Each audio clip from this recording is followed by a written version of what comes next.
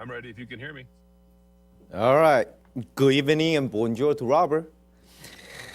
Welcome to the regular meeting of Villa Park City Council. I hereby call the meeting to order. Steve, please call the roll. Thank you, Mayor. Councilwoman Miles, Present. Councilwoman Jones, Here.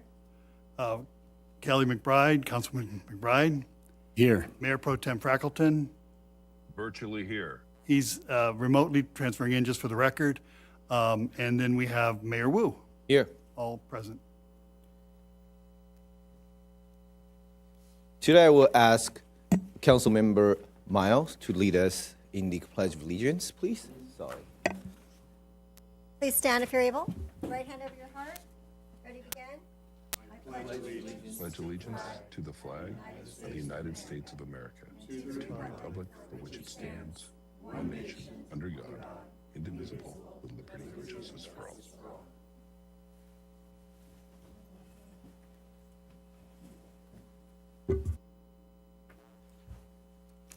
Robert, do you have an American flag by you too?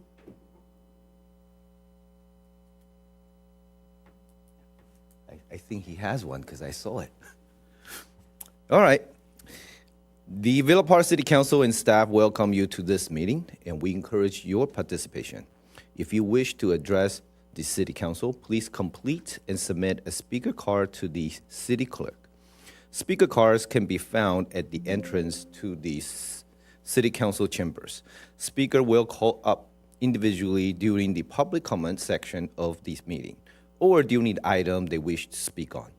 Once the public comment period has concluded for an item, no additional speakers will be taken. Speakers will be limited to a time period of 5 minutes. Speakers were also able to submit comments in writing by 3 p.m. today. Those comments will be placed in the official record.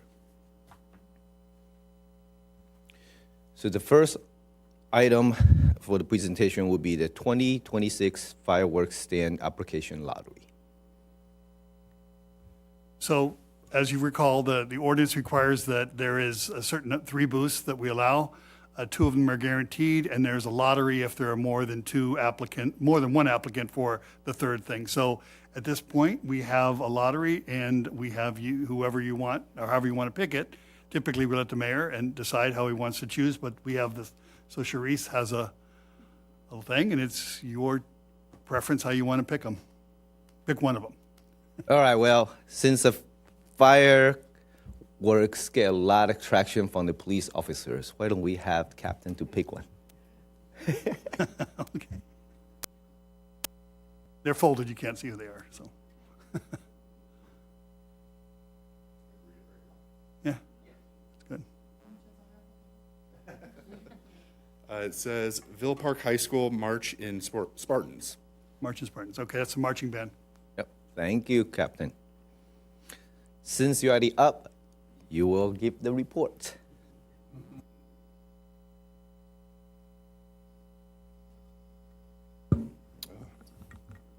Good evening, council members, Mr. Mayor. I'll be reading the incident summaries or summary of incidents for April 25th, 2026 to May 15th, 2026. And this is only about a 3-week period, so the numbers might just be a little off as far as total reported incidents, as far as, month over month. Total reported incidents, we had 173. Total reports taken, 10. One of them was a crime against person, and 5 of them were crimes against property or society, which included stolen e-bike, identity theft, stolen collectibles from a residence, vandalism to a mailbox, and a vandalism with graffiti. The crimes against person was a domestic violence incident. We had 29 moving citations and 11 parking citations. I had an update on,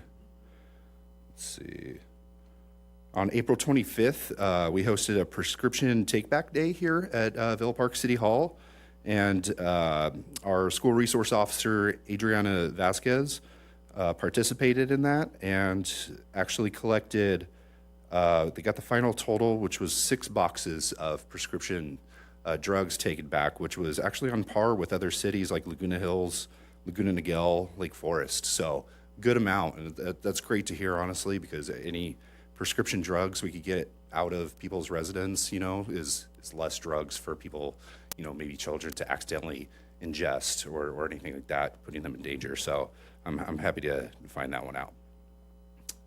Any questions? So last year, I think they did that also at the health fair, or was that just at the health fair and not at a separate event? So, I'm not sure about the health fair. The National Take Back Day is usually its own standalone event. I see. Yeah, it could have been a separate event. Okay. I'm unaware of. Yeah, I think they had the box and everything last year. I thought it was a good idea, so that's why I just wondered. Yeah. Okay, perfect. Robert, do you have a question? Okay. right, Thank thank you. you. Next person up, OCFA.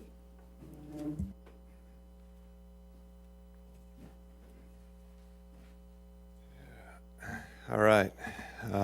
Good evening, Mayor, members of City Council, and city staff and residents of Villa Park.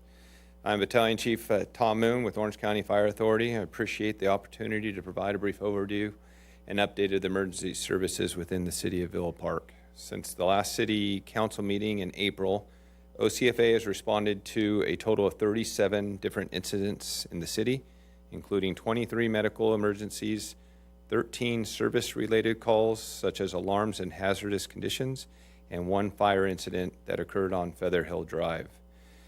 Everyone on these calls represents someone needing help during a critical moment. I'm proud of the professionalism and dedication of our firefighters and paramedics and dispatch personnel who continue to demonstrate their skills every day. That service extends beyond emergency responses. On May 9th, Engine 23 participated in the March in Spartan's Car Bike Show fundraiser at Villa Park High School, helping to strengthen the connections between OCFA and the community that we proudly serve. As our safety kind of message and bulletin, as we move into the summer, OCFA is also emphasizing drowning prevention and water safety awareness. We're encouraging all residents to use multiple layers of protection around pools and spas. Those are including utilizing non-climbable fencing, self-closing and self-latching gates, pool and spa covers, door and window and pool alarms, and indoor safety, child safety barriers. Kind of our slogan is layers protect lives. No single safety measure is enough on its own, and hence our slogan is layers protect and save lives. I'd also like to thank the City Council and residents for your continued support of Orange County Fire Authority. The partnership allows us to maintain a high level of service, training, and emergency readiness for our community deserves. Since I was hit up by Councilmember McBride prior to standing up here a little bit more on the Feather Hill incident, we had that, it's probably been about 3 days ago. We had a bunch of cypress trees and ornamental vegetation on the side of a home that caught fire. Right now the investigation is undetermined on the ultimate cause, but we have an agreement with all the surrounding fire agencies, in which we call Auto Aid. Our response to that area was expedited. The crews did an amazing job of securing water supply, stretching the lines, and getting a quick knockdown. We sustained no damage to the structure, and they were able to hold it to all the vegetation and the cypress trees on the side of the house. So with that, we had a multi-agency approach between not only us with OCFA, but we had multiple units committed to the incident from Orange City. So. Like I said, right now the investigation is determined to be undetermined at this time. Any other questions? Go ahead. So I just want to comment. I was extremely impressed with that response, and that whole hillside area has got so much brush, and we could be subject to the same kind of a fire that's happening in other areas if it got out of control. So thanks again, and I appreciate the resource sharing that allows Villa Park to have that kind of protection. Yeah, thank you. Anyone else? All right, thank you. Thank you.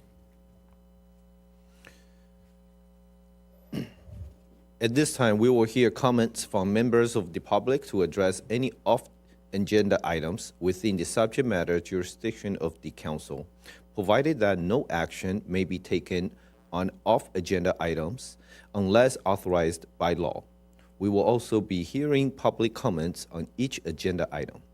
Steve, is there anyone that is present or wrote in from the public that would like to comment on an off-agenda item? No, Mayor. Now we will move into our agendized public hearing.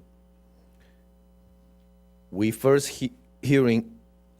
hearing is the review to waive reading in full of all ordinances and resolutions on the agenda. I will now open the hearing. Staff, please give the staff report. Thank you, Mayor. As suggested, this is a monthly item that we have to allow us to have expedited council meetings, and it is as stated, so we would recommend approval. Council members, do you have any questions of staff? No, I'll move it. Do I hear any second? Second. Thank you, council. Then let's vote. So since we have as I understand it, and we have to take a verbal vote because we can't do it all on things, so I will have to call the roll. So I will start with Councilwoman Miles, Yes. Councilwoman Jones, Yes. Councilman McBride, Affirmative. Mayor Pro Tem Frackleton, Yes. Mayor Wu. Yes. That passes 5-0. Correct. There. Our next hearing is variance number 2026-02. I will now open the hearing. Staff, please give the staff report.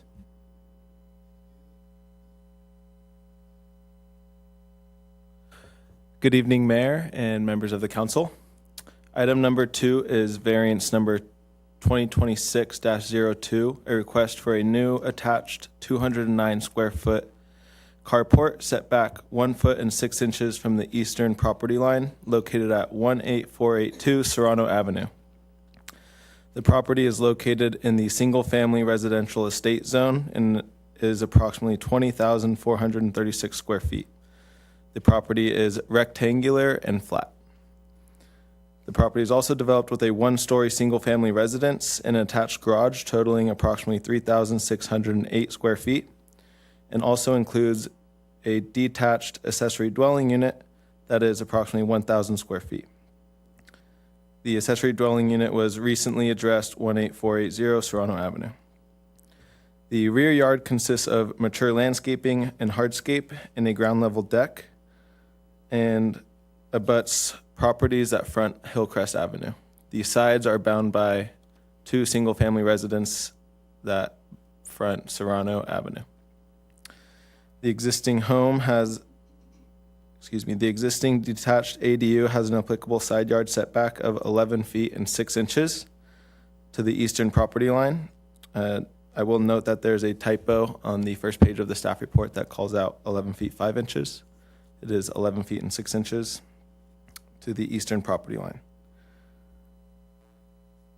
On the east side of the ADU is a 10-foot wide driveway that is separate from the main home's driveway, in which that driveway is located on the eastern side of the ADU. Western.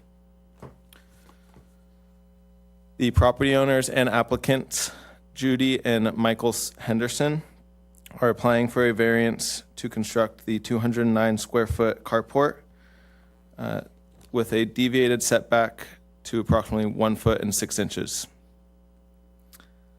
The roof overhang extends 18 inches, creating a 0 foot, 0 inch setback from the eastern property line.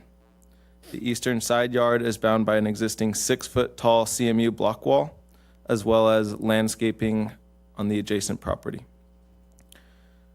The proposed carport will be 9 feet and 6 inches in height, which complies with the 15-foot height requirement, and the lot coverage and floor area ratio are in compliance. The carport is proposed to be constructed with aluminum, as well as an aluminum cleanout gutter to comply with non-combustible requirements, as well as keeping the drainage on site. As mentioned, the proposed addition will require a variance to reduce the side yard setback from 10 feet to 1 foot 6 inches as measured from the property line to the support post, and for a roof overhang of 0 feet 0 inches, a deviation of 12 inches. California code allows cities to grant variances based on section 65906 due to physical characteristics, strict application of the zoning ordinance, which would deprive the property of privileges enjoyed by other properties in the vicinity. And it is important to note that financial hardship, community benefit, and neighbors' approval of the worthiness of the project are not considerations in determining whether to approve a variance request. The subject property is rectangular with 100 feet in width on both the front and rear and 204.5 feet in depth on both sides.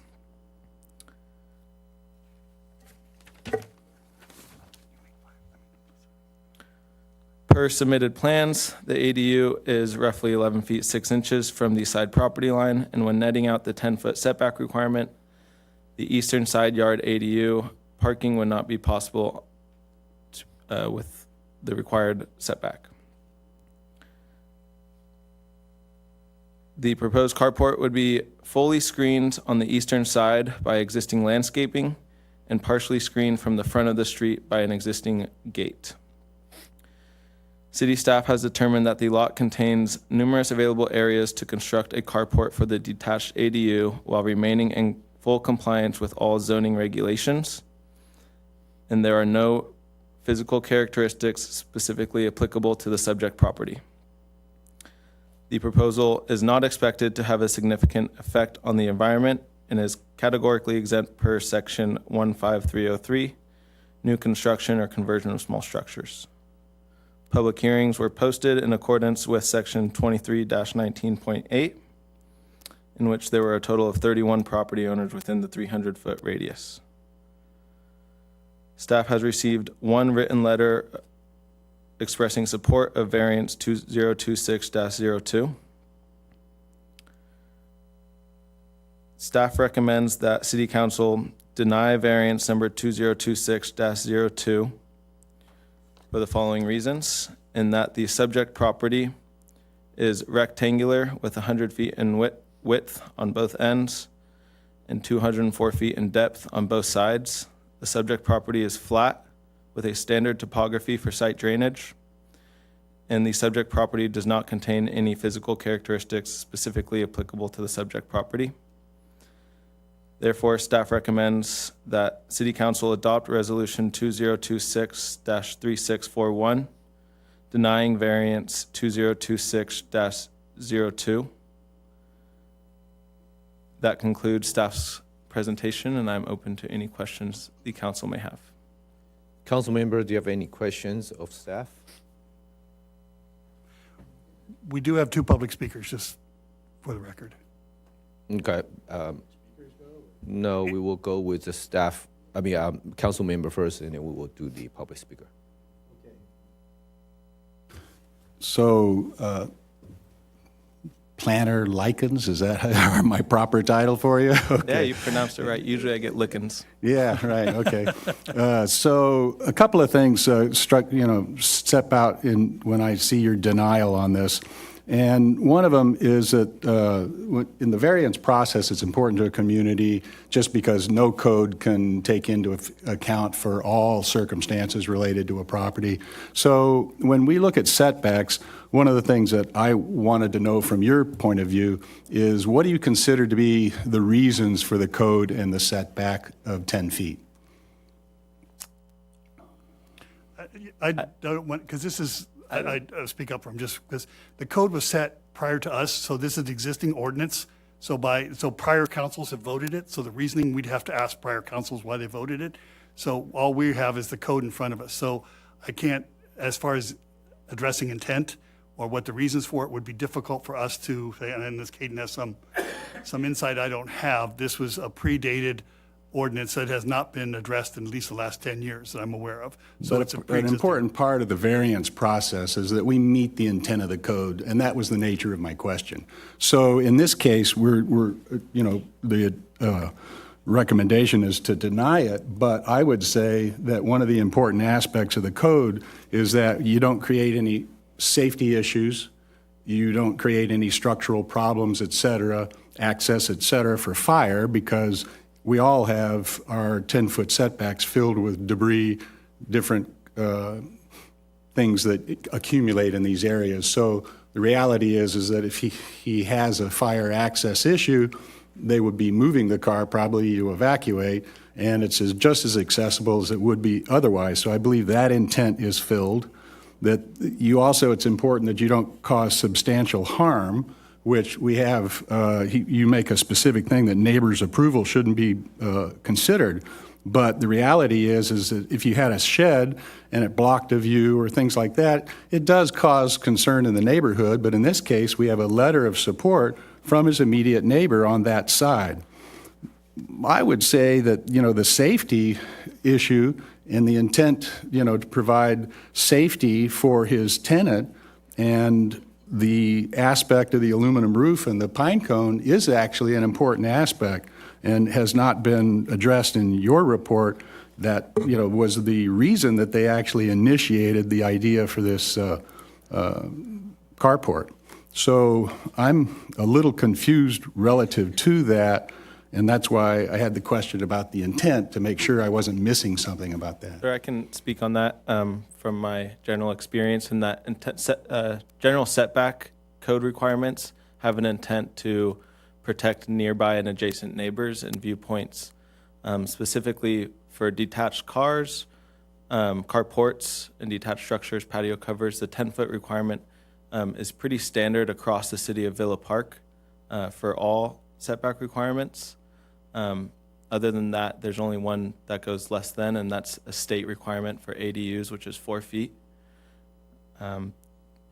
Based on lot sizes in the city of Villa Park, I think that previous writers of the code and ordinance determined that the 10% would be okay for main dwellings, and that accessory dwellings like the carport, just to set the standard 10 foot on it, because that's the minimum required setback when it comes to the 10% of the width. So my next question is, I've been to the property, it's beautiful. We have a resident who has conformed to the entire process. How much does a variance cost?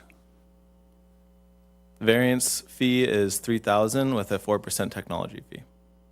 So I looked at the costs that he submitted on the proposal. It's a little over $4,000 or something. So I admire a resident who is utilizing the variance process properly within the planning system, and $3,000 is a lot to pay to be able to be a good neighbor and to do things according to the way we have allowed for by the vote of the council previously. So I'd just like to point that out. My last issue is you indicate that there's plenty of places, and it's a rectangular lot, nobody disputes that. And the area west to the ADU, which is unusual because the house has a setback and the ADU was created in the front, is where the courtyard comes down from his gate and the beautiful pavers and everything that's in his house. I find it implausible that you would build a carport there. So, I mean, I think that's the purpose of the variance process, is to say the logical place is at the driveway that was put in to facilitate the ADU, and that he's now got the idea to safety because they had a Lexus windshield actually broken by the pine cone. And so I see this as a credible application of the variance process, and I would vote for approval. Any other question for staff? Please go ahead. Yeah, so looking at, it says the subject property does not possess exceptional and extraordinary circumstances that do not apply generally to other properties within the immediate area. And that a strict or literal interpretation and enforcement of the regulation would deprive the applicant of privileges enjoyed by the owners of every other properties in the same zone. And I guess I really do feel that by not being able to use a portion of your property because this is their neighbor's tree, that is dropping these very large mature pine cones onto their property, and you can't force your neighbor to take a tree down. To me, this does deprive the applicant of privileges enjoyed by the owners of other properties, because that entire section of their property is now unusable. So do you consider like environmental considerations when you're making this determination that it deprives the applicant of enjoyment? For general planning practices, I've never used landscaping characteristics as a reason, as an unusual circumstance. So in that case, the tree would not create an unusual circumstance for the subject property based on general planning practices that are used in the state of California. Okay, thank you. That's my only question. Okay. And you don't have a question, you have a comment, right? Comment. Okay. So at this time, Does Robert? oh, Robert, do you have any question of staff? Thank you. No questions at this time. Okay, thank you. Then I will, Steve, you mentioned they are a speaker from the public. I will take that. We have both Michael Henderson and Judy Henderson, who are the applicants who have submitted cards to speak.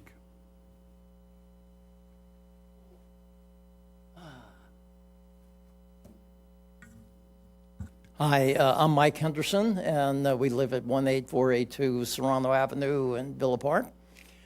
I want to start by thanking all of you for taking the time to come visit us and take a look at the actual situation that we have there. And I want to point out first the uniqueness of this situation. I don't think we're opening this up to everybody in the world by giving this variance. We have a situation where we have a tree, a neighbor's tree, that's dropping these pine cones, and it's doing damage to our tenant's car. And we want to do that. We want to make that area safe for her to park her car. And we've talked about a whole bunch of different things that we could do. I mean, one suggestion, I think Caden made this by joke. He said we could cut the tree down. Well, I don't think our neighbor would be too happy with that one. We looked at doing awnings, but you have problems with wind and things like this with awnings.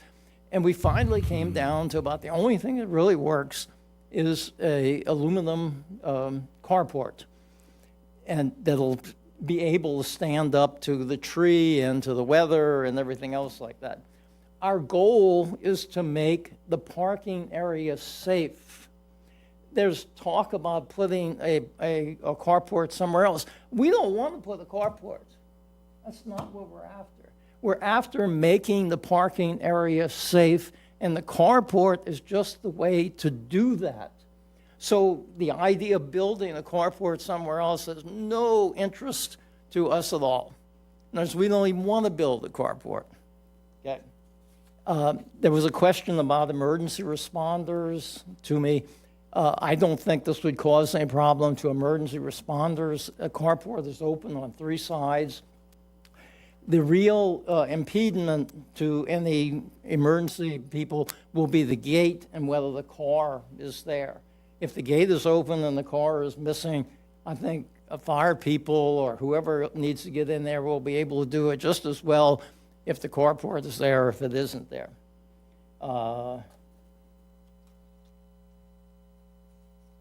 Okay, the other thing I want to do is we did submit a letter from our next door neighbor, and we were given the advice to do that beforehand.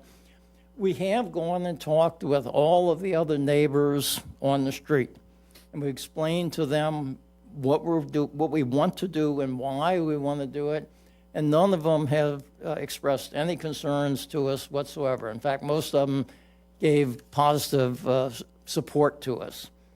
So I think the only real solution that we have to this problem, to be able to use the parking area that was put there for the ADU to park in and to do it safely, is to be able to build that aluminum carport in the situation. And I ask for your approval of this variance. Thank you. Thank you. Any questions to me? I'm Nope. good. Okay.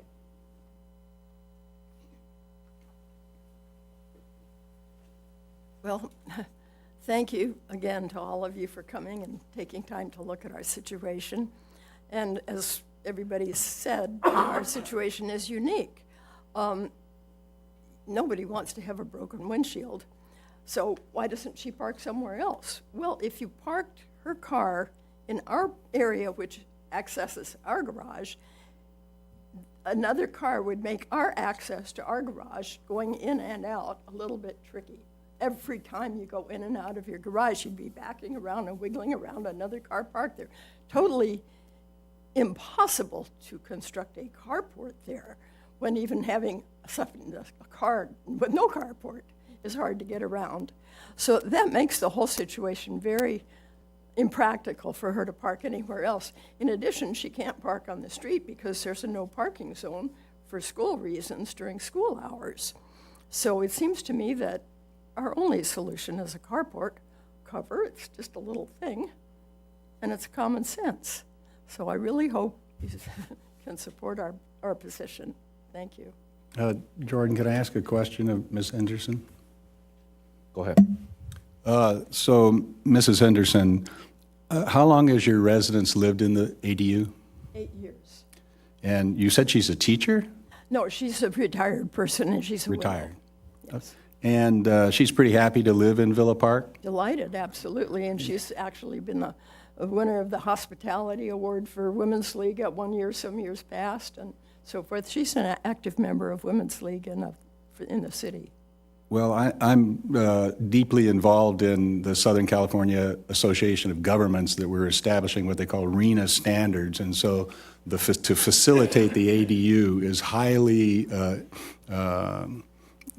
favorable to state government and to the housing elements that we're required to do it. So I want to congratulate you and thank you for putting such a successful ADU situation in our community. And then I consider this to be a plausible and added addition to keeping a resident happy. So thank you. Any other questions? Thank you for your time. Okay. Any more comments? No public speakers, thank you. Okay, the public comment section for this item is now closed. Council member, this is the time that we will have some discussion. Hold on, go ahead. Thank you. So I want to say thank you to the Hendersons. The process that you guys have gone through, I know personally, I can't speak for the whole council. I really appreciate when residents go through and do it the correct way, which is what we always try to achieve. And it is an expensive process, so I know there's some out-of-pocket expense there too. I had some comments kind of along the lines of my two colleagues, so I'm going to try and keep it short. But for me, I understand that staff is suggesting that we deny this. However, I don't agree with staff on this. In this case, the homeowners are both older adults who are providing an ADU, a place to live for another older adult. And they've already experienced damage to one of their vehicles from the falling pine cone. So as a council member and as a current member and past chair of the Older Adults Advisory Commission, I'm looking at this through the lens of older adults and making sure that Orange County is a successful place for individuals to age gracefully and age in their home. So when the pine cones fall, and sometimes we don't realize that there's a problem until it happens, and then it may not have happened in 8 years, or maybe it missed it every time, but it happened this time, and it created a cracked windshield. In California code, it's illegal to drive with a windshield that perhaps is going to be impaired, right? That's, yeah, you've got to fix it, which is another expense. So an officer, if this happens again and again and again, then it also gets expensive. That also means they try and go to their insurance, which means insurance rates. So this is really about protecting not only our community, but the older adults, and also trying to keep their insurance rates down, as multiple windshield claims can create long-term insurance issues. And I don't feel that the carport is about expanding a living space or changing the character of the neighborhood. It's, to me, a very practical safety measure to prevent a possible repeated documented damage to a vehicle. I believe they're being good stewards of their property and trying to come up with a solution. And they took great care, in my opinion, of trying to really think through and create an aesthetically pleasing and functional solution. So based on the circumstances, I believe allowing a protective structure is a reasonable accommodation, and I support the variance. I understand that some of the suggestions, obviously I'm against cutting down trees, but maybe perhaps the retractable awning, and I don't feel that that is really a viable, real solution because it offers no protection if it's not fully extended, and if they happen to forget, or maybe they're not home and it happens to be windy. So that really isn't the real long-term solution. And then if it is extended and it happens, we get some of those Santa Anas that could cause damage, even more damage to perhaps the car if something happens. And awnings that are retractable really aren't for protective structures, they're for shade. And so what they're trying to do is they're trying to create a protective structure so that the car doesn't get damaged anymore. And it shifts the burden by this retractable awning. It shifts the burden onto them and or their occupant. And really, like I said, my goal as a council member and an Orange County Older Adult Advisory Commissioner who reports to the Board of Supervisors for that, advises the Board of Supervisors, we need to do things that are going to make older adults age well in place. And I support their variance, and I hope the council recognizes that this is something that is going to be positive. They have letters of support, which I know is not needed, but this is really done in the right way. It's not hurting anybody, and if we look at this through the lens of older adults, they're trying to prevent a future financial loss or a safety issue. And those are my comments. Thank you. Go ahead. So yes, along those same lines, I really do appreciate the homeowners trying to brainstorm other solutions before bringing this to council. As Councilwoman Miles stated, you know, an awning really is not practical. You know, the time when you're most in danger of pine cones coming down is probably during the winds, in which case you'd have to retract the awning, or if you had any other temporary carport structure, it would have to come down during extreme winds. And as far as the suggestion from staff on moving the carport, that still renders that entire section of their property completely unusable. You know, it's still a safety hazard, a hazard to your possessions to even have anything over on that side of the property. And another key for me was in the staff report where it said that this will not be visible from the adjacent property on the east as the existing landscaping fully screens the proposed carport. And it says the proposed carport would be partially screened from the front of the street by the existing walling gate. So, you know, the screening combined with the fact that I really do feel that the strict interpretation of the code does deprive them of privileges that are enjoyed by owners of other properties, I am also in favor of approving the variance. Thank you. Robert, do you have any comments or discussions? No, Mr. Mayor, I'd be happy to listen to a motion and vote on it. I'd make a motion that we approve the variance for a detached carport setback. Hold on. So just for the record, we would have to make findings. So we've drafted a resolution. You have to, by law, you have to adopt a resolution that makes findings saying it's supported. So we've drafted something, and if you want to amend it, fine, it's up to you. But you can't just deny it. You would have to, or approve it. You would have to make findings accordingly. So we have that draft for you. If you want to, we can hand it out. You can amend it, edit, whatever, how you want to. But it would have to be done this evening to take action officially to approve it. Yeah, can we pass that around? And I have some comments I would like to make.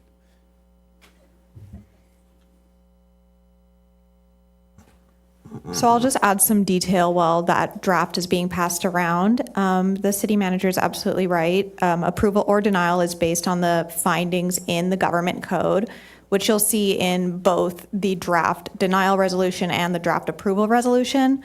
So the question for the city council is whether or not it can make the findings listed to approve. And if it cannot, then the inverse is the denial. So whatever action the city council takes should be based on those statements in the draft resolutions.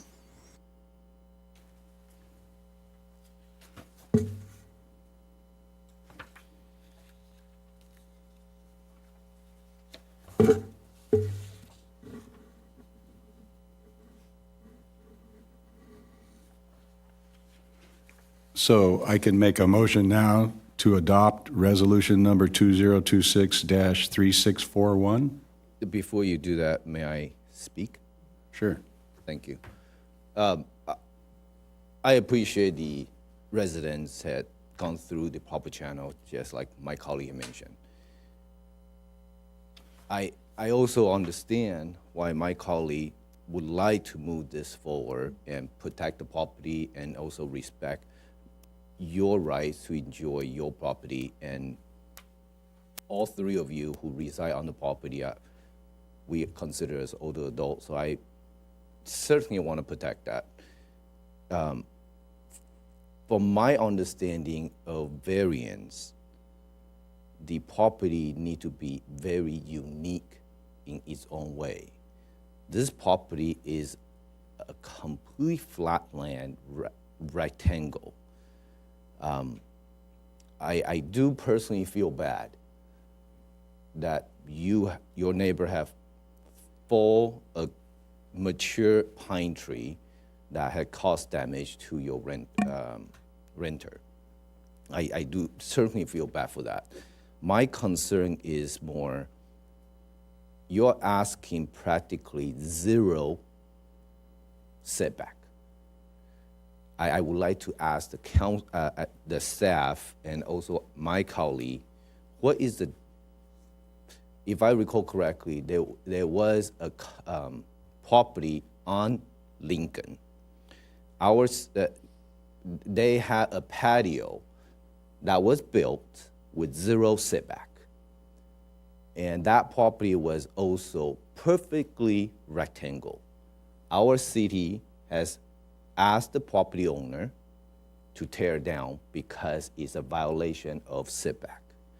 My question for the staff, what is the difference? Is a patio or carport that has zero setback? There's no difference in the setback requirement for a carport or a patio cover. Go ahead. Mayor Wu, if I could just make a comment. I do see a big difference in that, in a recreational structure being placed in the backyard that could be placed, anywhere else.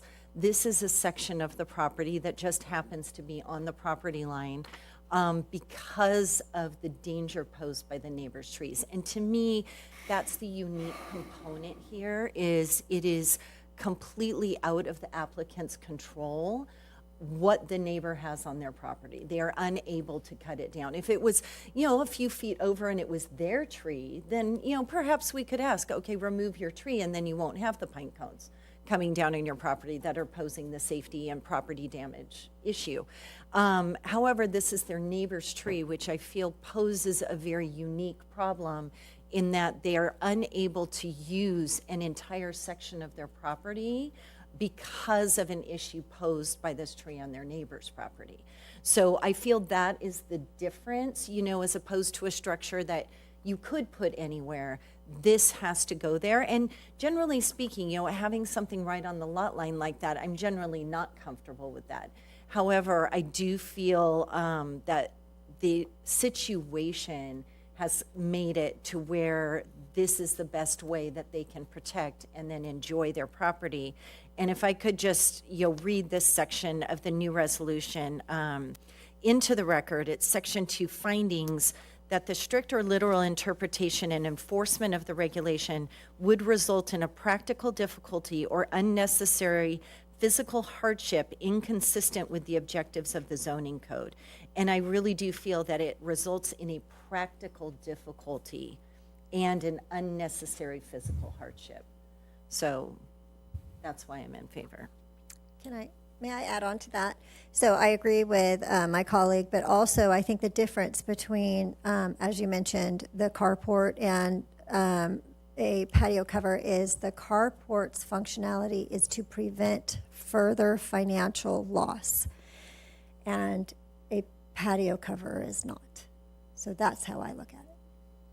I appreciate that. If I may add relative to your, I understand the rectangle lot and flat land. However, these have, the ADU placement in the front yard is highly unusual and unique in Villa Park. Mr. Franks, can you, how many ADUs do we have that are actually at the street frontage of? I would not have an exact count. I think there's only two or maybe three, I think. So I think that gives it definitely a unique characteristic whereby the carport becomes a facilitated for safety reasons, et cetera. If I may, per planning practice and code requirement and California planning practices, self-imposed physical characteristics such as the building, similar to, as mentioned previously, the landscaping, aren't typical unique characteristics used for findings of a variance in planning practice. That's it. I'd like to call the question. Okay. Will there have to be a motion to approve the alternate ordinance? Second. So I I made think the motion, or McBride I made am the making the motion. motion now? I think McBride made the motion Yeah, but we don't have a second to this. I'll second it. Okay. to approve the new resolution. The revised resolution that would, the secondary resolution just handed out that would in fact approve the variance. Correct. Okay, there's a motion on the floor and seconded, so let's vote. Point of order, Mayor. So a vote of yes, the variance passes. A vote of no, it's denied, correct? I believe a vote of yes is to pass, to allow the new resolution, which is allowing the variance, allow the owner to have the carport that has zero setback.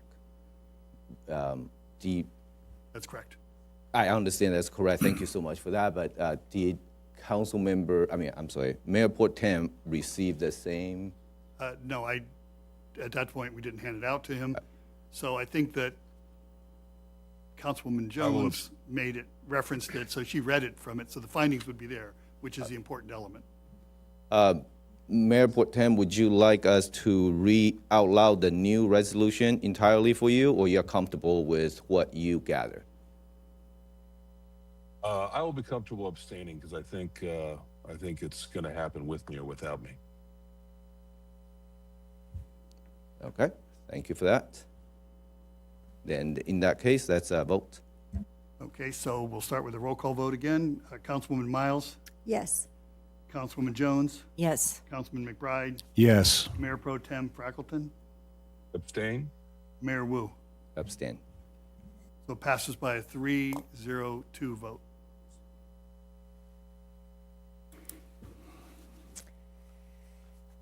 Do you want a copy of the new resolution? No, that, we'll deal with Okay. that. That's an administrative issue that we'll take care of with them. All right. Congrats. Very impressed with the way you all investigated and questioned and taken a lot of.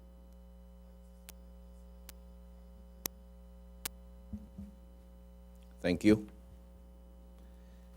Okay. Our next hearing is variance number 2026-3. I will open the hearing. Staff, please give the staff report. Before we address the item, I'd like to point out that Councilwoman Miles called and asked a question. Because she lives within 1,000 feet, she cannot technically vote on the item. So she asked the city attorney, who in fact confirmed that. So she has indicated that she will, and we can confirm that tonight, but she's indicated that she will be recusing herself from a discussion and vote on the item. Thank you. Yes, I feel it's important that public officials are ethical and transparent, and I live within 1,000 feet of the property, so I don't feel it's appropriate for me. Yes, and confirming for the record that Councilmember Miles brought this issue up to our office, and we agree that recusal is appropriate in this case.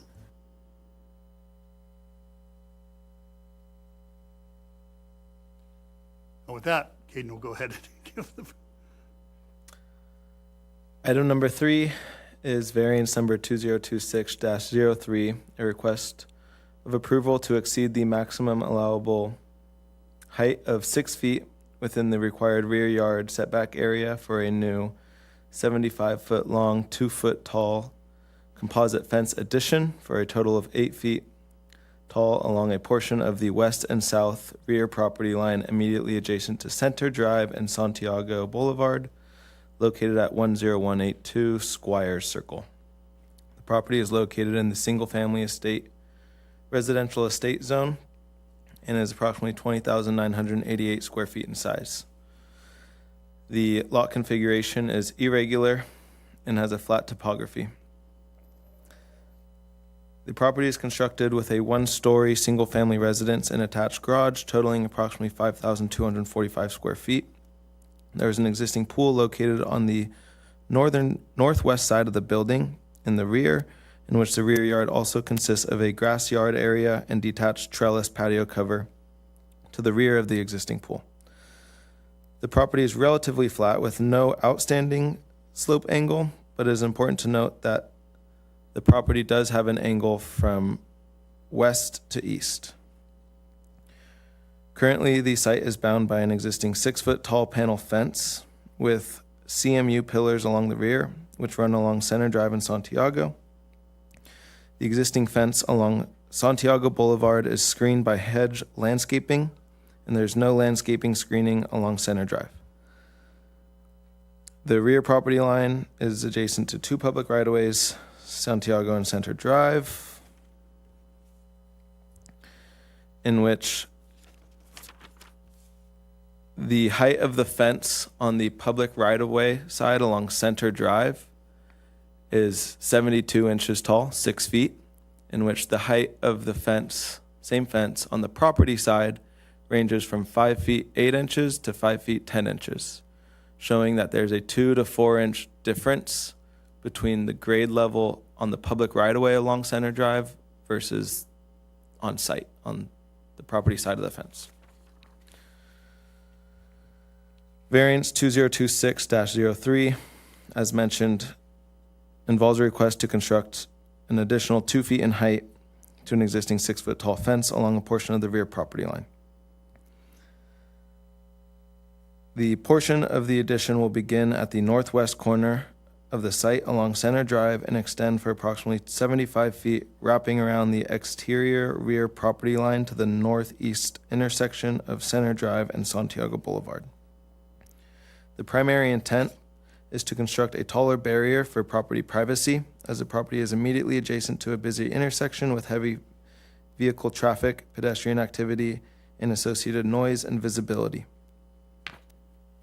The proposed 2-foot fence addition will be structurally affixed above a portion of the existing 6-foot tall wall that is located along the rear property line, and it provides necessary privacy and noise attenuation from noise impacts, as well as safety, protection, and security from unauthorized access to the subject property.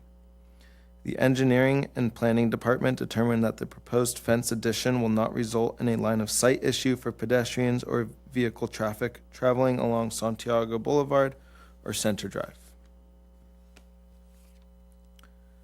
California Code allows cities to grant variances to the development standards based on physical characteristics, and that strict application of the zoning ordinance would deprive the property of privileges enjoyed by other properties in the vicinity. The subject property has an irregular configuration, shape, and location, as the property is immediately adjacent to an intersection of 2 highly traveled public right-of-ways. The nature of the variance request will result in noise attenuation of the current roadway noise impacted from cars, trucks, and other vehicles, as well as pedestrians walking along the intersection. In addition, the property is highly visible from the intersection public right-of-way due to the minor topography difference.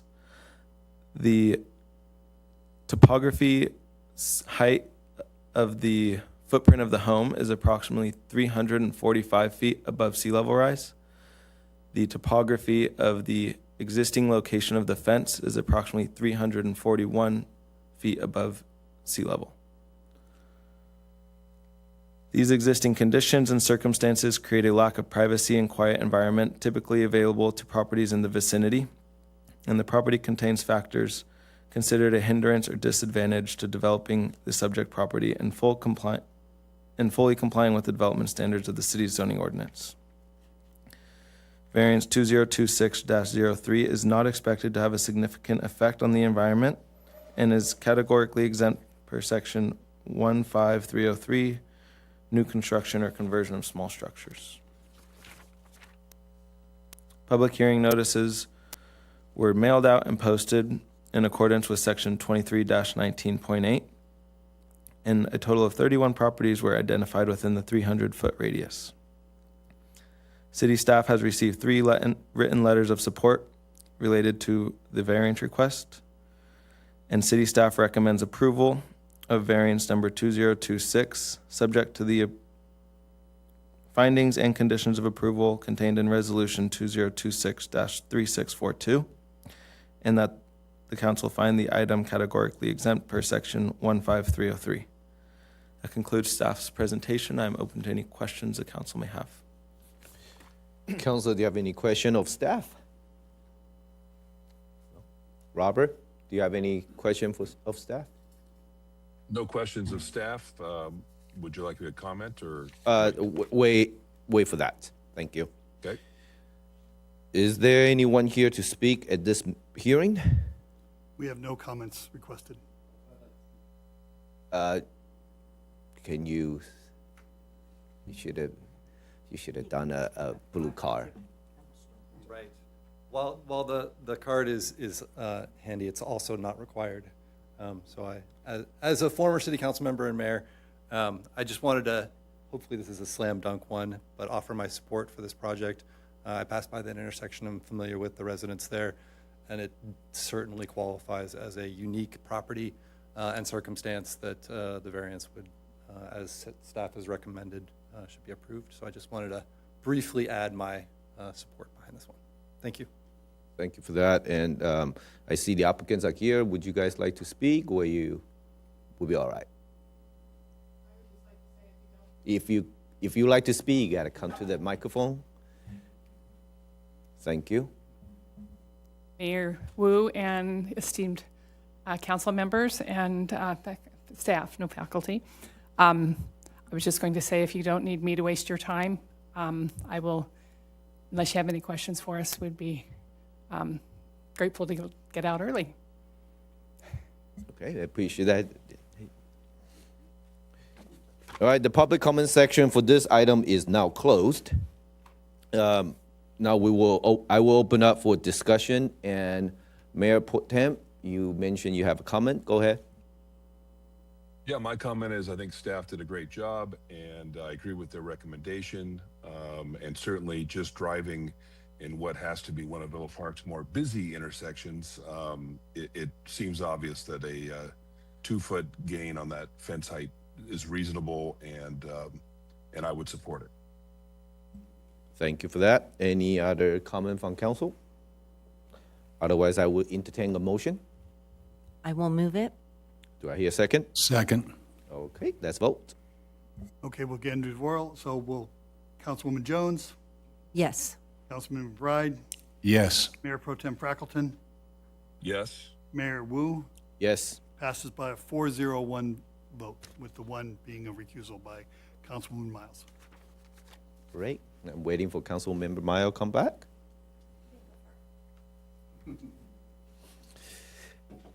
All right, our next hearing is variance number 2026-04.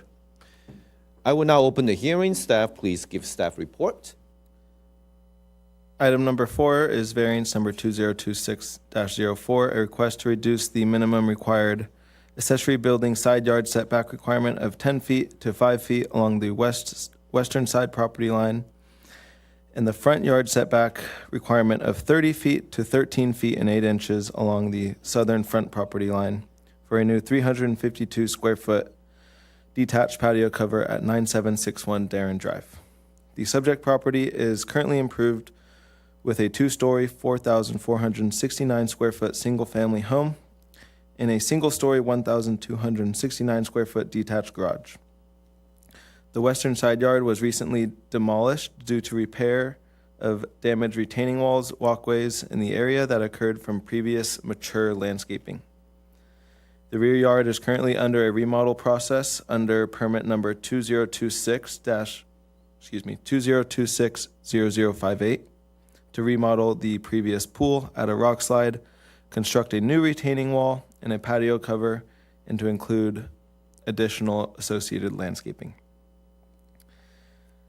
The eastern side yard is currently undeveloped to the east and rear of the detached garage and contains a steep slope angle in which solar panels are located on the northeastern side of the site. The property is located in the single-family residential estate zone and is irregular and has a slope topography. The applicant and property owner, excuse me if I mispronounced Gina, has requested variance number 2026-04 to construct the new patio cover with a reduced side yard setback and front yard setback.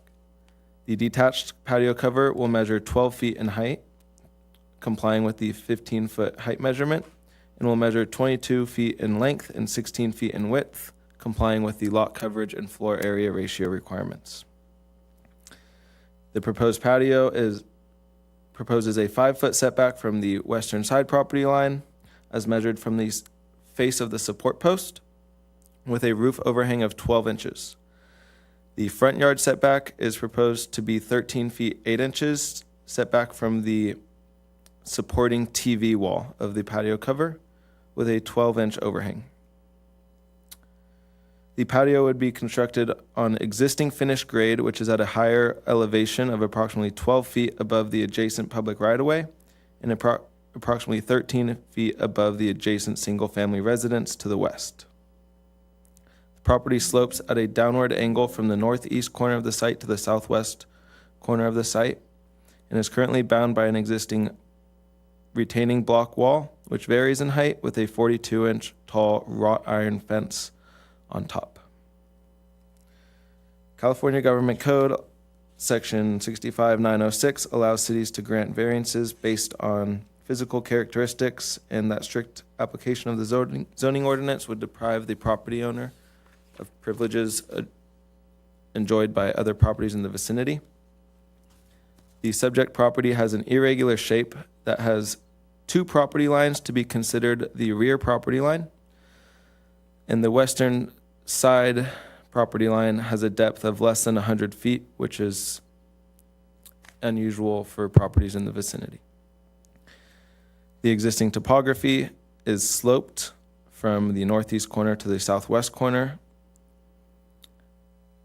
The existing conditions of the site possess exceptional topographic conditions as well as irregular lot shapes and property line configurations, creating an extraordinary condition that properties within the vicinity do not possess.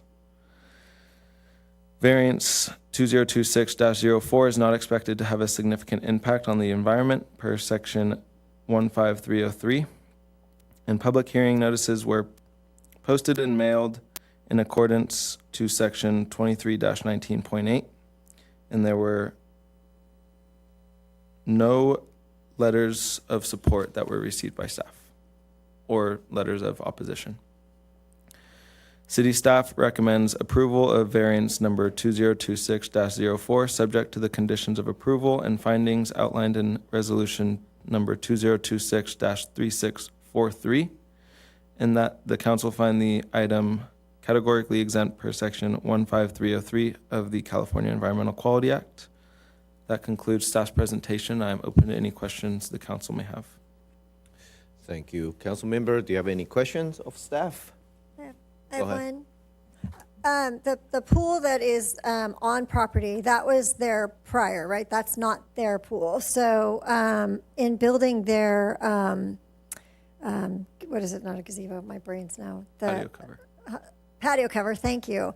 They're really having to work within the confines of the existing pool that they're remodeling, but it's not like they were able to put the pool in and make it short or whatever. That's the pool that they were given, correct? Yes. Okay, thank you. No question from you guys. Mayor Pro Tem, do you have any question of staff? Do you have any question of staff? I have none. Thank you. Okay, just want to make sure, still honor you being here. Okay, It's 4:30 in the morning here, Mayor. I'm hanging on, babe. Have an espresso. we will try our best to go as fast as we can, but still properly. Is there anyone here to speak at this hearing, Steve? No, Mayor. Okay, I see the applicants here. Would you like to speak, or you're good? All right. Thank you for that.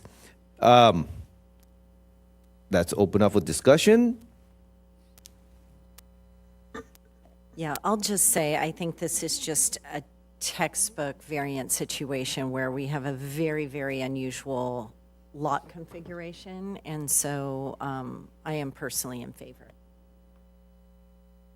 I agree with my colleague. I went to the site. It's a very irregular shape. And as far as letters of support or opposition, I will say that when I was there visiting the neighbor to the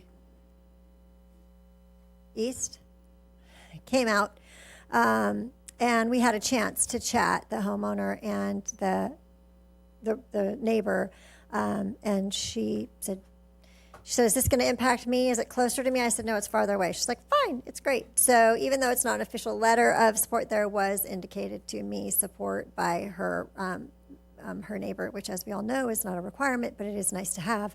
So I just wanted that to go into the record, that I did have a verbal conversation at an opportune time. So, and I, too, am in support of this.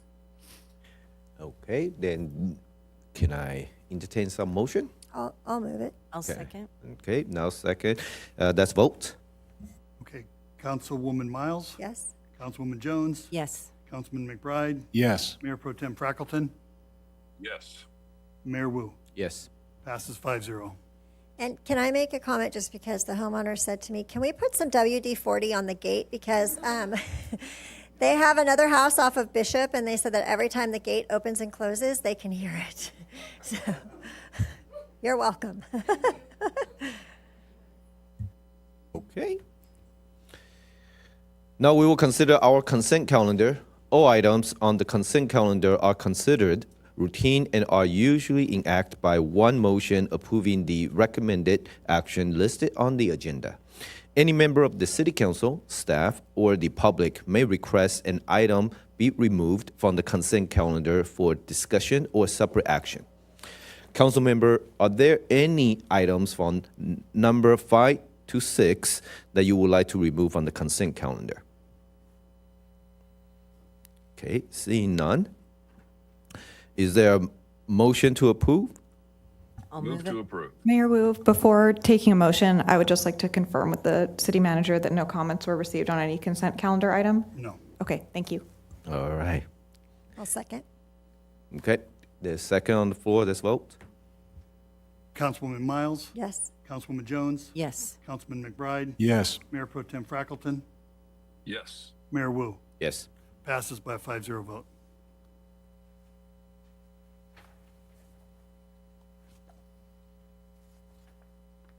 So the agenda item 7 is being deleted, so we will just directly go to agenda item number 8.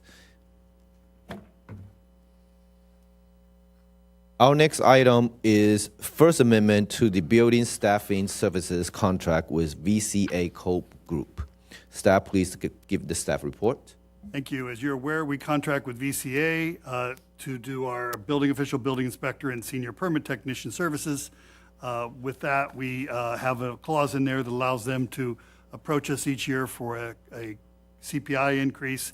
In this case, they've requested a 3% rate increase for the respective for a year starting July 1st, 2026. And as part of the action, we would slightly increase our budget, which we would incorporate to allow for that increase. We find that the 3% is well within the CPI in the Southern California area, so we would recommend approval of the first contract amendment. Council member, do you have any question of staff? No. Okay. Steve, is there anyone who is present or wrote in from the public that would like to comment on this item? No, Mayor. Okay.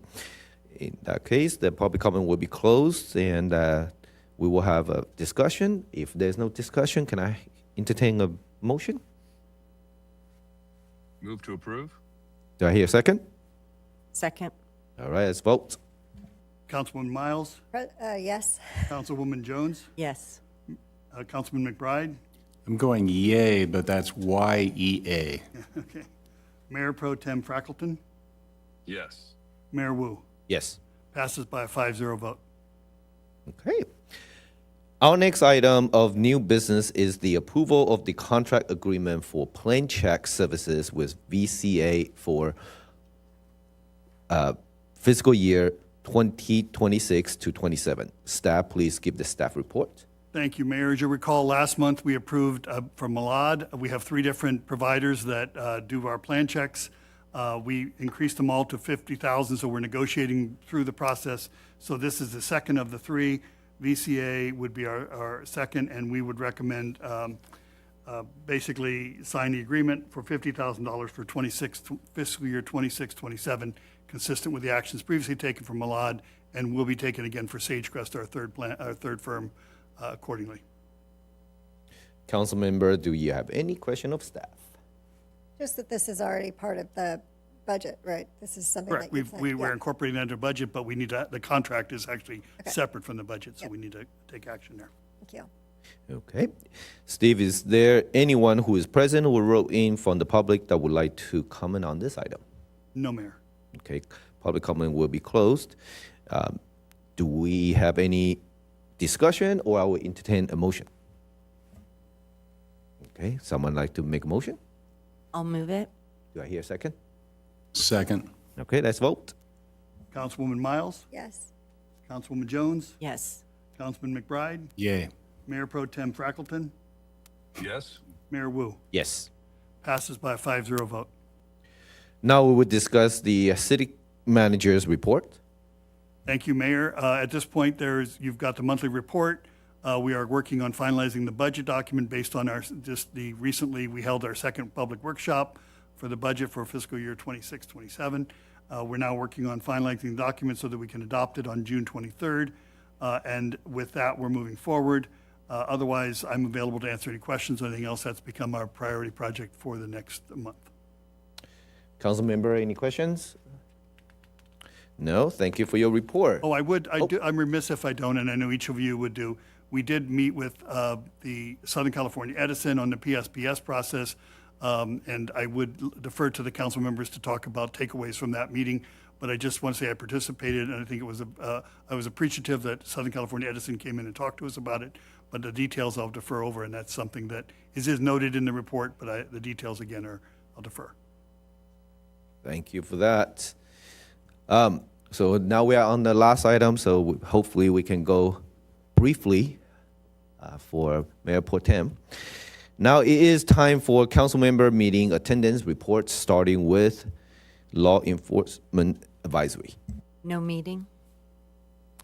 The next person will be Villa Park Community Service Foundation. Well, I would look forward to hearing about the 5K that our foundation guru, Eric Handorf, that was his project and did an outstanding job. I am happy to report that the Boy Scout Troop 850, several Rotarians, and Eric Handorf from the foundation, a few other foundation members, did a great job of putting up all the patriotic bunting on May 9th. along Lemon, Santiago, Valley, Canyon, and little parts of Saravilla and Loma, as well as all throughout the town center. And hopefully it looked great for the 5K, but I will let somebody else, I'm sure you guys all were there, and I saw some pictures and it looked great, and maybe someone else can talk about the actual event, but I'm sorry I missed. Okay, I'm pretty sure in our individual council announcement, we will discuss that. So that's moving forward. OUSD, No meeting. Bridges at Kremer Place Advisory. Thank you. So really want to talk about the point in time count that came out. This was done at the end of January 2026. And just wanted to go over the trends. So the overall trend is that homelessness in Orange County declined in 2026, which is good, but it's not the whole picture. It still remains higher than in 2022 in several categories. So first, the unsheltered homeless, which are people living outside, in cars, tents, on the street. It did decrease from 24 to 26. It decreased by 1,108 people, so it's about a 26.5% reduction. And so it's almost identical to 2022, but it was still lower than 2019 by about 896. So fewer people, it appears, based on this, are visibly living outdoors. So that means that outreach and shelter may be working better, and that perhaps encampment reduction efforts have been successful. Then one of the other categories is the sheltered homeless, which are those people that are living in the temporary housing programs and the shelters. And so that increased, which you want it to increase, because that means more people are getting into some sort of supportive housing. So from 2024 to 2026, an increase of 107 people. And you may not think that that's a lot, but it is not an easy process to match people to housing. There's many different facets and factors, and so actually getting 107 people is pretty significant.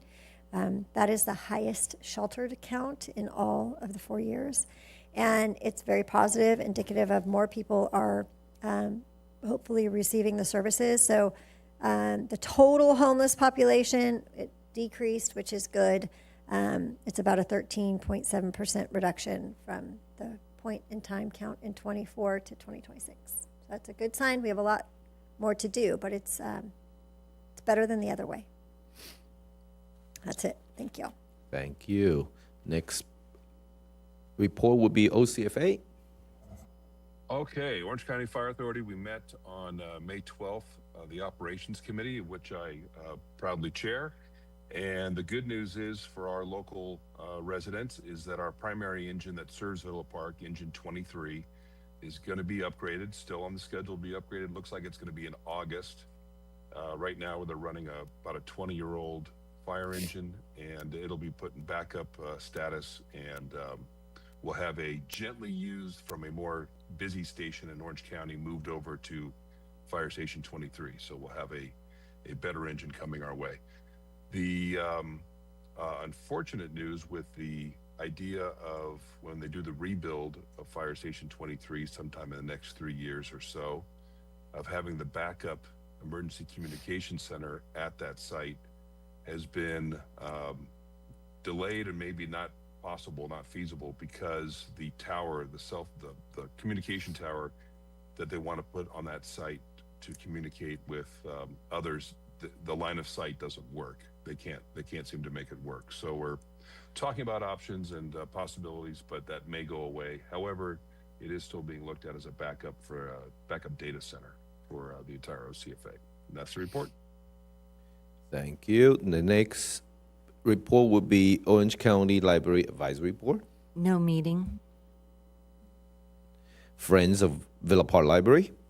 I just want to report that we should be having our permanent librarian named any day. It was supposed to happen on the 18th, but they hadn't contacted me, and I asked Ava to make sure she let me know, so I presume that it hasn't happened yet, but any day we're going to be able to have our permanent librarian named. That would be great news. Next person up would be Orange County Mosquito and Vector Control District. We had a full meeting of budget and finance, and everything's going well at the mosquito and vector control. They are well on the way to start phase one of the building update, and so that's all in process.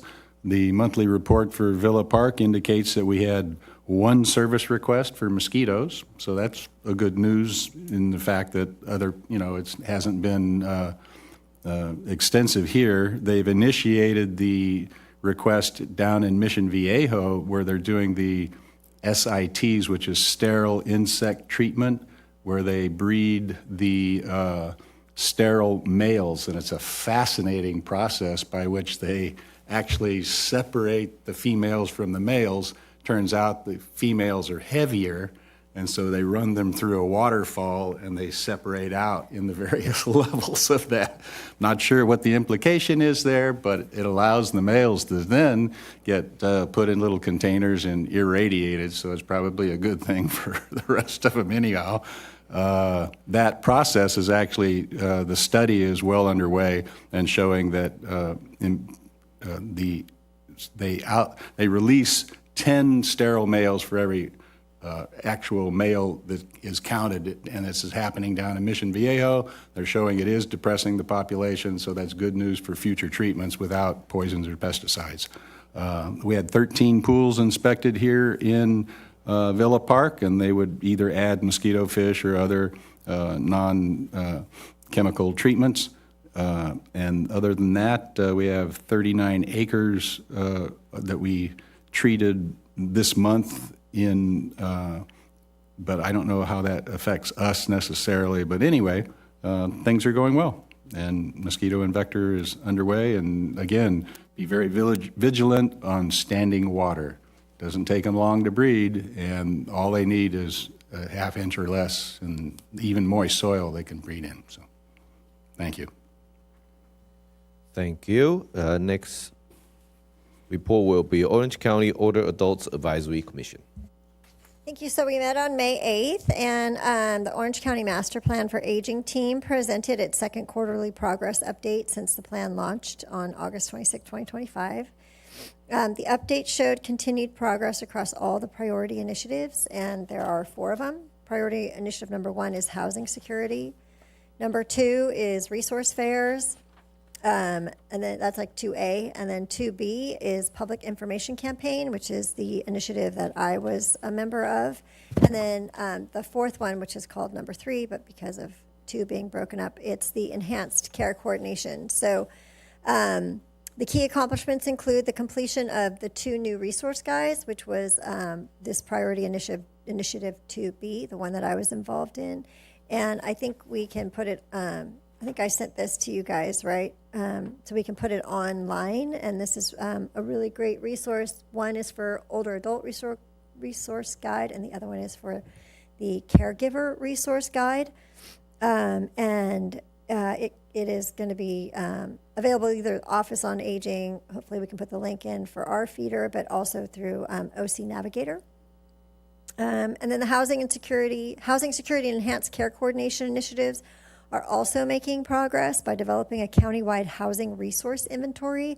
So all the cities were, or representatives for the cities were asked to provide any kind of housing inventory that they might know of or have available or accessible. They're really trying to start or get off the ground this room share or home share program, which takes, let's say you have perhaps an older adult who has their home, which is really large, and they don't want to sell it and perhaps have to go into a different tax bracket by buying something else, but they have some vacant rooms, and so you get matched with somebody who might need a place to stay. It's been successful in San Diego and San Francisco because there's been a lot of time and resources and energy invested in that, but really trying to get that off the ground here in Orange County, just kind of starting off with some of the learning about what's needed to be done. But it's a very interesting concept. And then What else? We're hoping to have, and I will let everyone know, but we're hoping to have, there is a presenter who is known as the cyber security cop, and he typically does presentations regarding younger people, teens, and safety online. And so he's starting to branch out into recognizing all the scams that older adults are going through, which is getting really bad with AI and the voice and everything. So those are really ticking up. And we had one of our members of our Orange County Older Adult Advisory Commission, who's Dave Tetzloff. He's a veteran. He's on the he's a member of the senior legislature. He's very well versed, and he was unfortunately a victim for $2,000. So they are very good and they are very real. And so hopefully we'll get an update on when that presentation, if we can make it happen. And I would encourage everyone to either listen or we'll post where it'll be. But that's it for now. Thank you. And the last one was OC sanitation. The only thing I would like to report that will affect our residents is the construction by TAF is still going on. Fortunately, they are moving forward to Sacramento, so it is less trafficy, but they are still working, and they start working on that project, that portion, starting May 5th, and it will take about 3 weeks. So that's all I need to report for OC sanitation. Now we will take individual council member information, items or announcements, starting council member Miles. Sorry. Okay, well, a lot happened, a lot went on. We'll make it quick because I know Robert's fading fast. May 13th, appreciate Southern California Edison coming and giving us a briefing on kind of what they've done, maybe some of the hiccups that caused some of the confusion or lack of communication, poor communication, the lapses in communication, et cetera. Our representative is extremely committed to trying to make sure that we get accurate information. So really appreciated both her and Mr. Scott. I don't know what his full title was, but they came and answered all of our questions. They do anticipate that there will be some PSPSs going forward, but our thresholds have been increased as far as the sustained winds along with the wind gusts that would necessitate the public safety power shutoffs. However, it's still, they went over a lot of the medical baseline and different things that homeowners can do should they need care or emergency generators, et cetera. And I know that we can post all that on our website along with that baseline program. I'm sure my colleagues have more to say about that as well. The 5K last weekend and fair was amazing. Really great job. I did not run. I wasn't going to run. I recognize that some of our council members did run, so good for you, but I'm not a runner.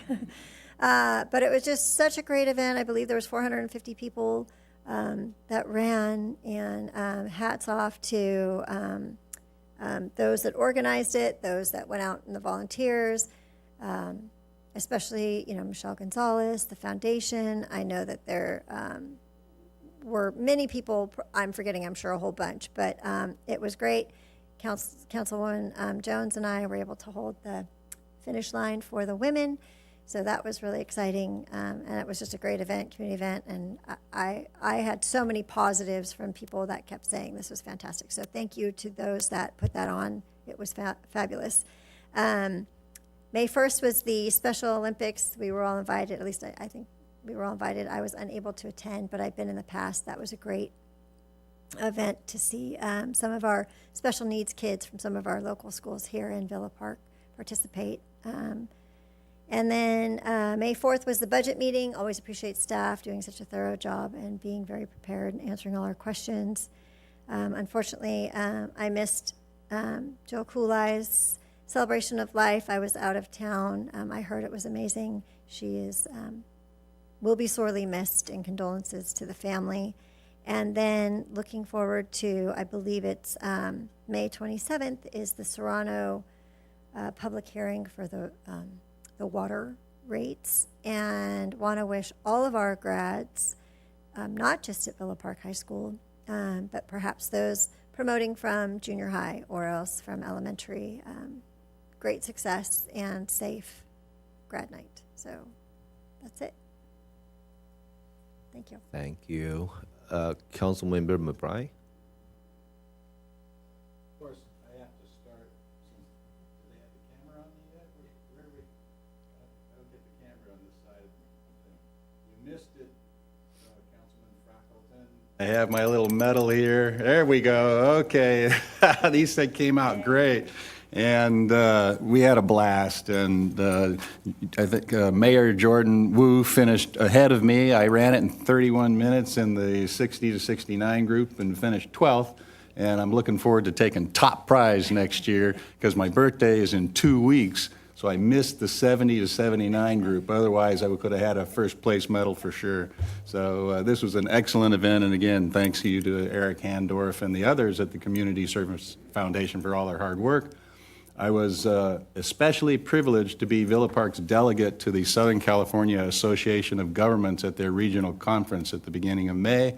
I was able to network with the chairman of the Housing, Economic, and Community Development, or I'm trying to remember exactly, the Community, Economic, and Human Development Committee, and they're the ones that actually will produce the advice for RENA to the state Housing and Community Development Department.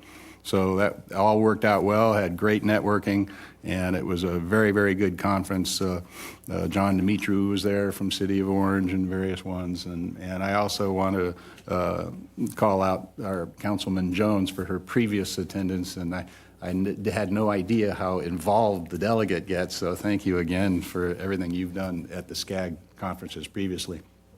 I also attended, all of the council attended the PSPS briefing whereby Cynthia Quimby, our representative, public service representative, and Scott Todds, who is our new district manager at the Santa Ana district, and we learned a lot about the way they've hardened our District Number 1, which is our high fire district up in the northeast corner. It's the Iran circuit that was our famous one that they shut us down so much. We've seen some results from that, even though they admitted that there wasn't a terrible wind event this last year, but we had absolutely no shutdowns for a year now.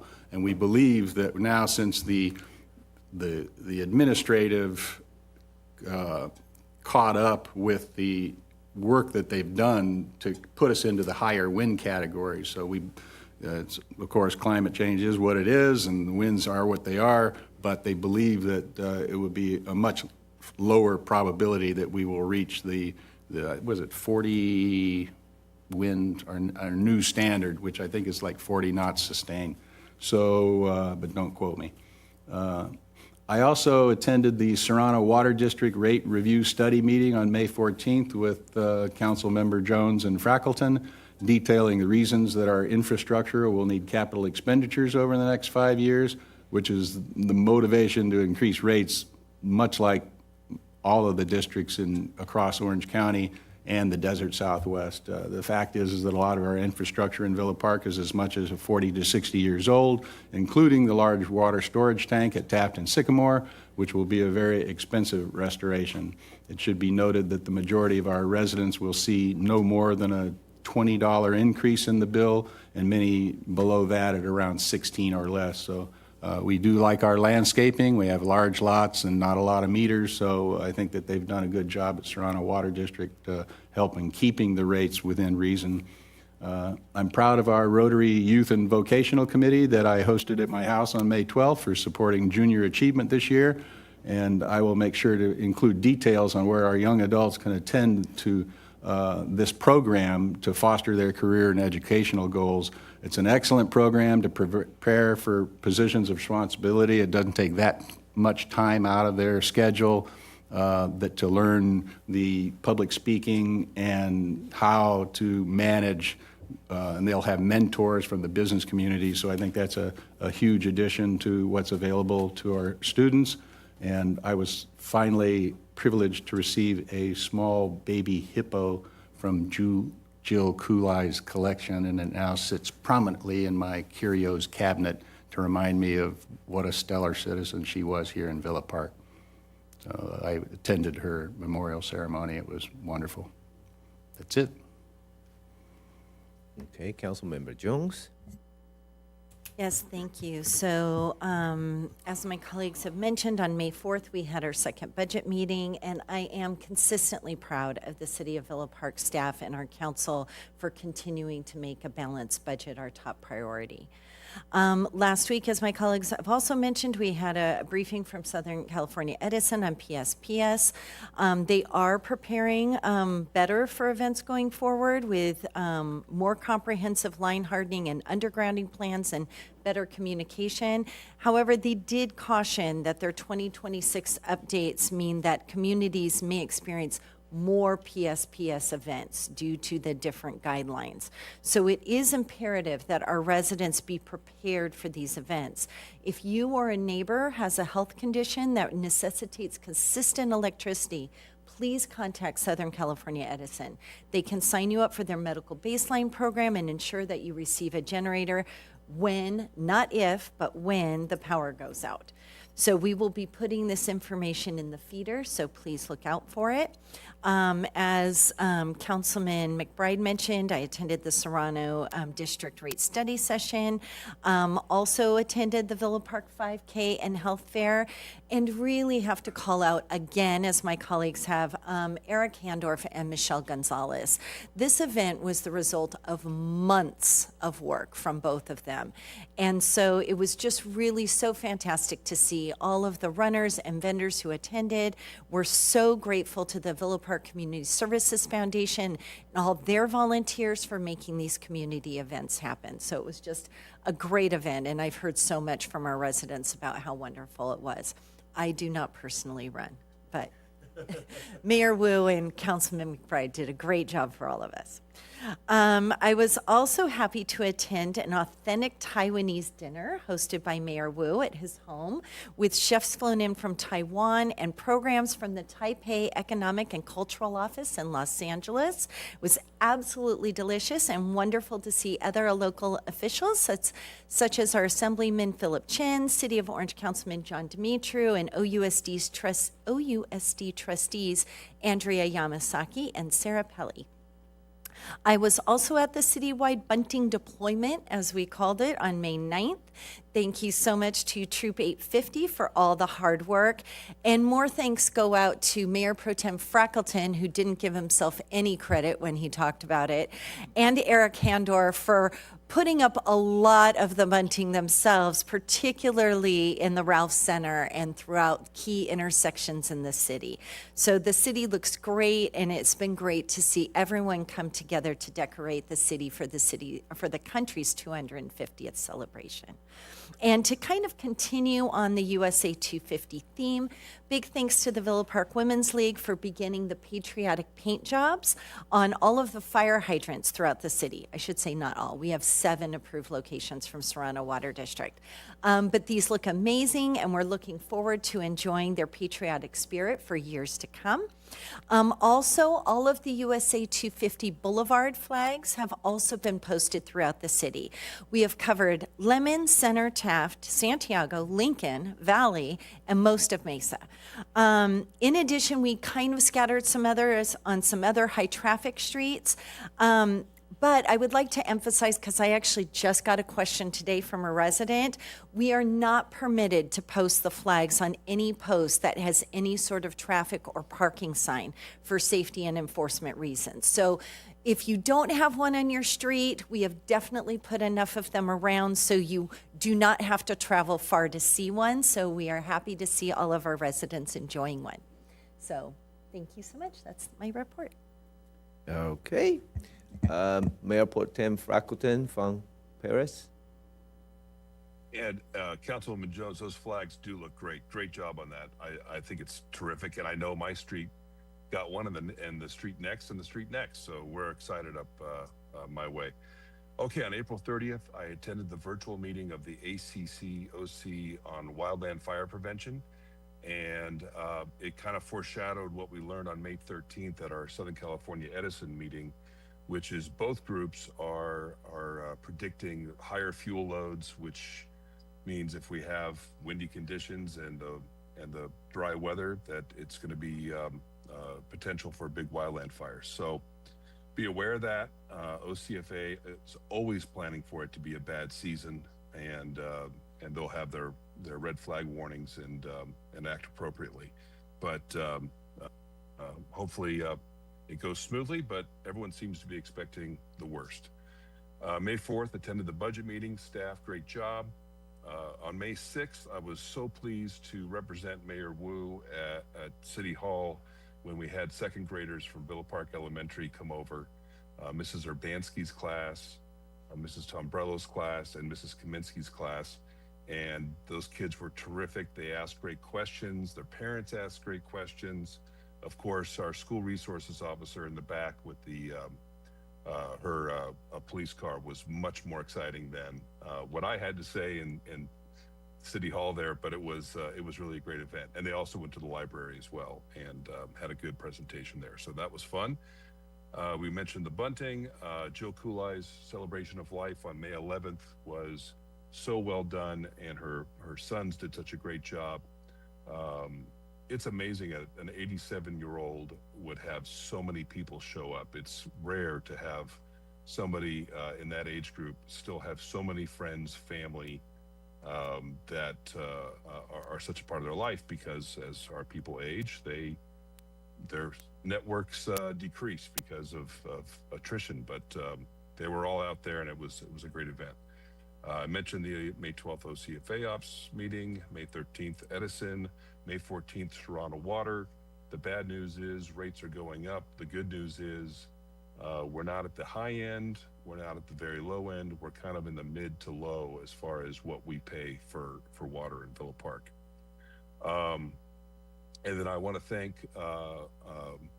the city staff for getting out on social media, as well as I believe on Channel 3, and hopefully tonight after this meeting, a video that Chris Jones did a great job editing and putting the graphics and the music of pretty much every single city council person who had served in the past, who still is living and still lives in Villa Park, including Jim Reichert, who's 90 some odd years old now. Reading our Declaration of Independence, followed by two of the charter members of the Villa Park Women's League, Mrs. Zakowicz, Mrs. Reichert, and I won't mention their ages, and then founders of the Villa Park Rotary Club, Boy Scout Troop 850, Bill Campbell, who served as our assemblyman and Orange County supervisor, and two of our citrus growing families, the Fitchins, as in Fitchin Ranch, Roger, who lives on Lincoln. Their family moved here in 1938. And then Lorna Ross, my second grade teacher from Villa Park Elementary, who's 90. I will mention her age because she told me to. She's 95 years old, and she has the last orange grove here in Villa Park on Loma. She's doing great, and she was the big finish of that video. So I hope everyone enjoys it, and it's for our 250th, and it's really proud to be a part of it. That's it, Mr. Mayor. Thank you. I knew I saw a flag there earlier. I won't, just courtesy to you, I will try my best to read through as fast as I can. April 29th, I attended OCTA Mayor Open Forum. Of course, I advocate for our Villa Park City for funding for Villa Park Road, and also try to get more funding for the senior ride. I did attend the OUSD Special Ed Olympian. That was a fun event to see all the students, our athletes get together. They certainly look like they have a great time. May 14th, I attended CSC meeting. I have been voted to be a delegate on the Older Adults Advisory Board. So I'm looking forward to attend that meeting and just understand a bit more how we can help our Villa Park older adults and also just the entire county. As my colleague mentioned, I ran the 5K. That was my first time ever running. And I actually ran from the start to beginning. I actually shocked myself. However, it has been many days after. My legs are still sore. So not sure I would do it again, but maybe I would. It was a great event, and I really enjoy it. I attend the Edison event with my colleague, and also celebration of Joe Cooley's life. One event that I want to is in the horizon. I want to mention and also invite the fellow council member. June 2nd, that's a Tuesday. I have sent out invitation to the high school graduates who live in Villa Park to come to the chamber for us to celebrate their accomplishment and also have them to have an opportunity to share their near future, whether college, work, or military, whatnot. Once again, anyone's hearing out here, if you are graduating from local high school, doesn't have to be Villa Park, high school, just local high school, you do need to live in the city of Villa Park, please attend. And there is a survey out there already. It's Villa Park Rising Class of 2026. Once again, it's June 2nd, Tuesday at 6:30 right here. All the council, please join me if you're available. We will greet them. We will share their accomplishment and celebrate them. And also the Villa Park time capsule, we already met. We are moving forward with the project, and we will soon to compress how we're gonna collect the items and what to collect. So that is something please look out for. Outside of that, thank you for everyone's reports. I will adjourn the meeting to the next regular city council meeting on June 23rd, 2026 at 6:30. Thank you for participating, and we will close by sharing the video. So feel free to stay to watch the video. I personally watched the whole thing, and it's pretty awesome. So thank you. Everyone have a great night.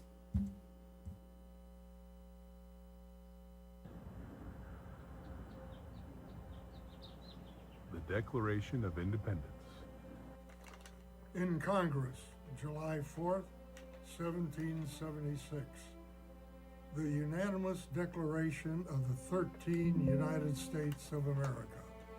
When in the course of human events it becomes necessary for one people to dissolve the political bands which have connected them with another, and to assume among the powers of the earth the separate and equal station to which the laws of nature and of nature's God entitled them.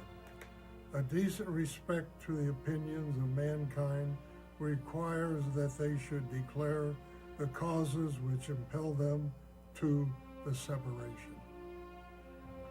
We hold these truths to be self-evident, that all men are created equal, and that they are endowed by their Creator with certain unalienable rights, that among these are life, liberty, and the pursuit of happiness. That to secure these rights, governments are instituted among men, deriving their just powers from the consent of the governed. That whatever any form of government becomes destructive of these ends, it is the right of the people to alter or to abolish it, and to institute new government, laying its foundation on such principles and organizing its powers in such form as to then shall seem most likely to affect their safety and happiness.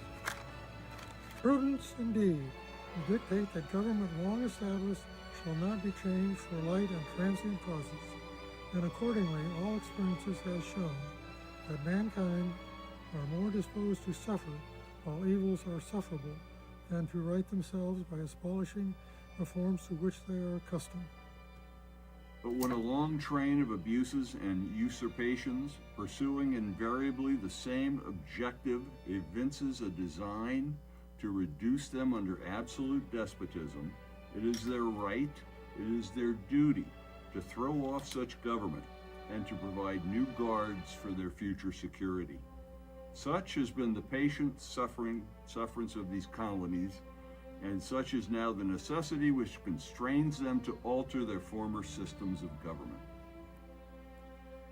The history of the present King of Great Britain is a history of repeated injuries and usurpations, all having in direct object the establishment of an absolute tyranny over these states.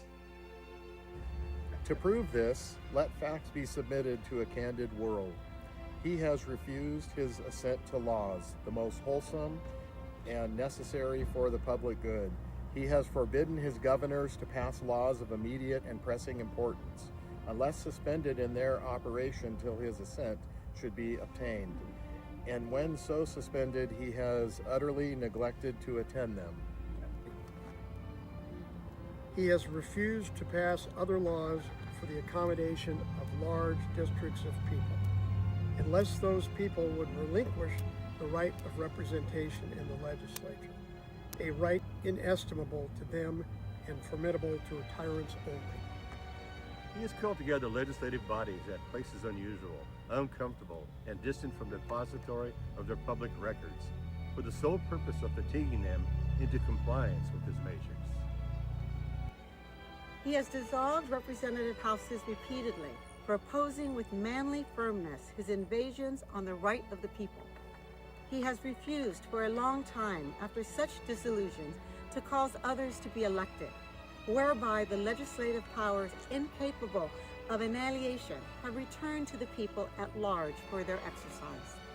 The state remaining in the meantime exposed to all the dangers of invasion from without and convulsions within. He has endeavored to prevent the population of these states, for that purpose obstructing the laws for naturalization of foreigners, refusing to pass others to encourage their migrations hither, and raising the conditions of new appropriations of lands. He has obstructed the administration of justice by refusing his assent to laws for establishing judiciary powers. He has made judges dependent on his will alone for the tenure of their offices and the amount and payment of their salaries. He has erected a multitude of new offices and sent hither swarms of officers to harass our people and eat out their substance. He has kept among us, in times of peace, standing armies without the consent of our legislatures. He has affected to render the military independent of and superior to the civil power.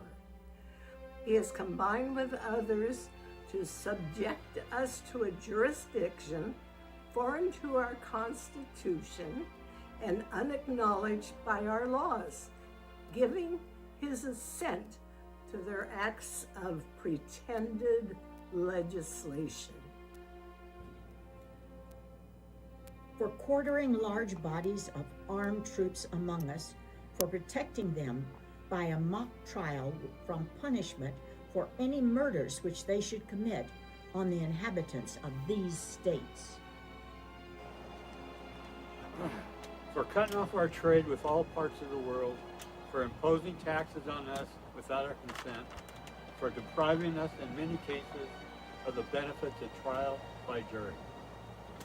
For transporting us beyond seas to be tried for pretended offenses, for abolishing the free system of English laws in a neighboring province, establishing therein an arbitrary government, and enlarging its boundaries so as to render it once an example and fit instrument for introducing the same absolute rule into these colonies. For taking away our charters, abolishing our most valuable laws, and altering fundamentally the forms of our government, for suspending our own legislatures, and declaring themselves invested with power to legislate for us in all cases whatsoever. He has abdicated government here by declaring us out of his protection and waging war against us. He has plundered our seas, ravaged our coast, burnt our towns, and destroyed the lives of our people. He is at this time transporting large armies of foreign mercenaries to complete the works of death, desolation, and tyranny, already begun with circumstances of cruelty and perfidy, scarcely paralleled in the most barbarous ages, and totally unworthy the head of a civilized nation. He has constrained our fellow citizens taken captive on the high seas to bear arms against their country, to become the executioners of their friends and brethren, or to fall themselves by their hands. He has excited domestic insurrections amongst us, and has endeavored to bring on the inhabitants of our frontiers, whose known rule of warfare is an undistinguished destruction of all ages, sexes, and conditions. In every stage of these oppressions, we have petitioned for redress in the most humble terms. Our repeated petitions have been answered only by repeated injury. A prince whose character is thus marked by every act which may define a tyrant is unfit to be the ruler of a free people.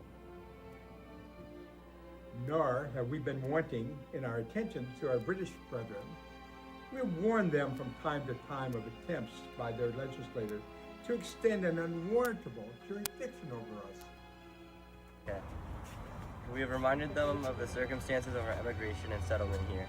We have appealed to their native justice and magnanimity, and we have conjured them by the ties of our common kindred to disavow these usurpations which would inevitably interrupt our connections and correspondence. They too have been deaf to the voice of justice and of consanguinity. We must therefore acquiesce in the necessity which denounces our separation, and hold them as we hold the rest of mankind, enemies in war, in peace, friends. We therefore, the representatives of the United States of America, in General Congress assembled, appealing to the Supreme Judge of the world for the vicissitude of our intentions, do in the name and by authority of the good people of these colonies solemnly publish and declare that these united colonies are, and of right ought to be free and independent states, that they are absolved from all allegiances to the British Crown, and that all political connection between them and the state of Great Britain is and ought to be totally dissolved, and that as free and independent states, they have full power to levy war, conclude peace, contract alliances, establish commerce, and to do all other acts and things which independent states may of right do. And for the support of this declaration, with a firm reliance on the protection of divine providence, we mutually pledge to each other our lives, our fortunes, and our sacred honor.